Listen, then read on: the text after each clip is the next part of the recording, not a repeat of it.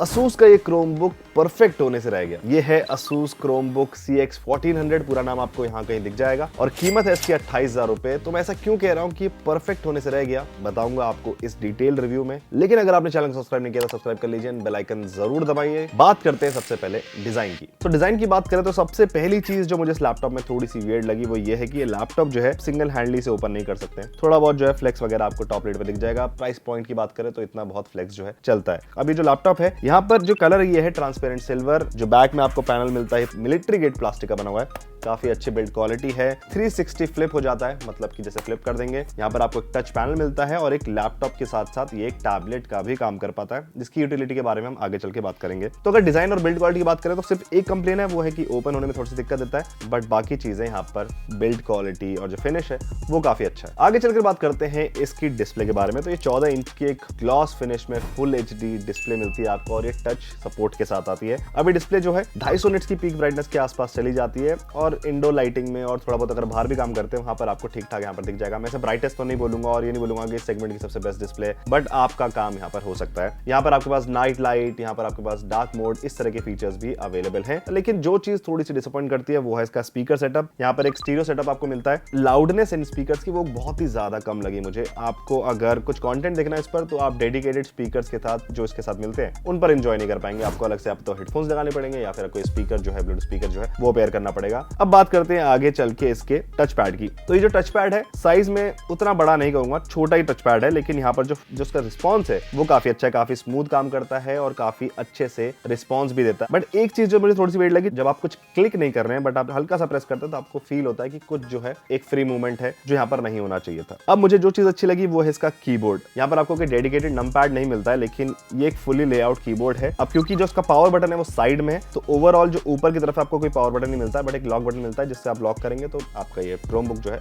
Lock हो जाएगा। यहाँ पर मुझे बटन्स बहुत अच्छे लगे। जो कीज हैं ये काफी अच्छा फीडबैक ऑफर करती हैं और यहाँ पर हल्का सा ग्रेनी फिनिश है जिसकी वजह से जो कीज पर आपकी जो उंगलियां हैं वो स्लिप नहीं करती हैं। तो अगर आप कुछ ऐसे प्रोफेशन में जैसे कंटेंट राइटिंग या फिर एंट्रीज वगैरह में, तो यहाँ पर एक काफी अच्छे जो एक्सपीरियंस है आपको ऑफर कर पाएगा ये कीबोर्ड। अब क्योंकि हम अभी डिजाइन के सेगमेंट पर ही है तो जल्दी से इसके पोर्ट्स की बात भी कर लेते हैं। तो आपको राइट साइड में मिलता है एक USB Type-C पोर्ट, एक USB 3.2 पोर्ट, यहाँ पर है इसका पावर बटन, यहाँ पर इसका वॉल्यूम कंट्रोल भी है। तो अगर आप इसे एक टैबलेट के रूप में यूज करेंगे वो काफी काम आ सकता है, क्योंकि वो कुछ इस तरह से प्लेस हो जाता है तो वॉल्यूम आप यहाँ से भी कंट्रोल कर सकते हैं, just like you use your phone. अब अगर लेफ्ट की तरफ जाएं तो यहाँ पर एक हेडफोन जैक है, एक USB 3.2 पोर्ट है, एक SD कार्ड स्लॉट है और एक USB Type-C पोर्ट है जिससे आप इसे चार्ज भी कर सकते हैं। अब क्योंकि इस लैपटॉप में, इस Chromebook में आपको मिलती है 64 GB की स्टोरेज, जो मेरे हिसाब से थोड़ी सी कम है, लेकिन यहाँ पर इस SD कार्ड के थ्रू आप इसको 2 TB तक एक्सपैंड कर सकते हैं। तो परफॉर्मेंस की बात करने से पहले इसके बैटरी बैकअप की बात कर लेते हैं। तो यहाँ पर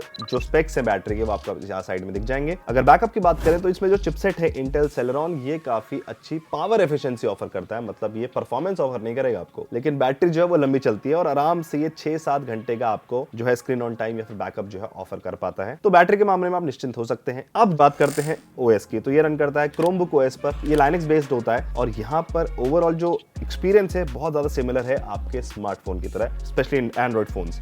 अब क्योंकि यहाँ पर एक Chromebook है तो आपको बहुत ज्यादा क्रोम की ऐप्स देखने मिलेंगी, गूगल की ऐप्स देखने को मिलेंगी और मोस्टली बहुत अच्छे से काम करती हैं। लेकिन अगर आप एक्सटेंसिव यूजर हैं, आप बहुत ज्यादा प्रेशर डालते हैं अपने लैपटॉप के ऊपर, अपने मशीन के ऊपर, फॉर एग्जांपल आप बहुत ज्यादा मल्टीपल टैब्स स्विच करते रहते हैं, आप यूट्यूब स्विच करते हैं, तो वहां पर आपको इसका जो प्रोसेसर है इंटेल Celeron, उसकी जो एक लो परफॉर्मेंस है वो एक्सपीरियंस होगी। परफॉर्मेंस की बात हो रही है तो यहाँ पर वेबकैम भी जो है वो भी ऐड करते हैं। तो जो वेबकैम है वो एवरेज है, आपको नॉर्मल वीडियो कॉल्स वगैरह लेनी है वो हो जाएगी, लेकिन शायद से उस वीडियो कॉल में आपकी कॉल सबसे अच्छी नहीं होगी। अब ये जो परफॉर्मेंस है ये क्यों डाउनग्रेड होती है, किस वजह से ये इतनी कम है? पहली चीज है इसका प्रोसेसर जो कि इंटेल Celeron, ये बहुत ही बेसिक सा प्रोसेसर है। दूसरी चीज है जो यहाँ पर मिलती है आपको 4 GB की रैम, LPDDR4X रैम। तीसरी प्रॉब्लम है कि यहाँ पर आपको मिलती है 64 GB की एक स्टोरेज जो कि है eMMC, और eMMC हमें अब स्मार्टफोन्स में देखने को नहीं मिलती है। ये इतनी बेसिक स्टोरेज होती है और बहुत ही लो रीड एंड राइट स्पीड होती है स्टोरेज टाइप की। लेकिन इस चीज को कॉम्पनसेट करने की कोशिश करी Asus ने इसके इस 360 फ्लिप होने के बाद बन जाता है जो ये टैबलेट। यहाँ पर एक फुल्ली टच पैनल आपको मिलता है और इस प्राइस पॉइंट पर टच पैनल मिलना बहुत ही इंप्रेसिव चीज है। तो सवाल ये है कि क्रोमबुक लेना किसको चाहिए? अगर आप कॉलेज गोइंग स्टूडेंट्स हैं और आप गेमिंग वगैरह नहीं करते हैं, आप सिर्फ गूगल शीट्स वगैरह इस्तेमाल करते हैं, कुछ ऑनलाइन कोर्सेज करना चाहते हैं, आप डॉक्स पर कुछ काम करते हैं, तो ये डेफिनेटली वो पर्पस सर्व करता है। और अगर आप स्कूल गोइंग भी हैं और आपने इसके फ्लिप मैकेनिज्म को यूज करते हुए इसको टैबलेट बना करके इसके टच पैनल पर फ्री हैंड रिटन नोट्स बनाने हैं, आपको इस पर स्केचिंग करनी है, तो आप थर्ड पार्टी पेन खरीद करके पेंट ऐप्स या फिर स्केचिंग ऐप्स खरीद करके अपने उस शौक को भी पूरा कर सकते हैं। एक पॉसिबिलिटी आपके लिए डेफिनेटली ओपन करता है। लेकिन अगर आप परफॉर्मेंस ढूंढ रहे हैं, आप सोच रहे हैं कि भाई मैं टैब स्विच कर रहा हूं और ये ढंग से काम नहीं कर रहा है, ये कर रहा है, वो परेशानियां आपको यहां पर देखने को मिल सकती हैं। बट आप कौन सी यूजर है? एक एवरेज यूजर है, एक हेवी यूजर है, और क्या ये आपके जो यूसेज है उसको केटर कर पाता है, ये अब आप जानते हैं। बट मैंने जो उसके बारे में बताया था मैंने आपको बता दिया। आपको एक क्रोमबुक कैसा लगा मुझे कमेंट जरूर बताएं। इस वीडियो को लाइक एंड शेयर करें, इस चैनल को सब्सक्राइब करें। मेरा नाम है गोविंद, आप मुझे देख रहे थे जागरण हाईटेक पर। मैं मिलूंगा आपसे अगले वीडियो में।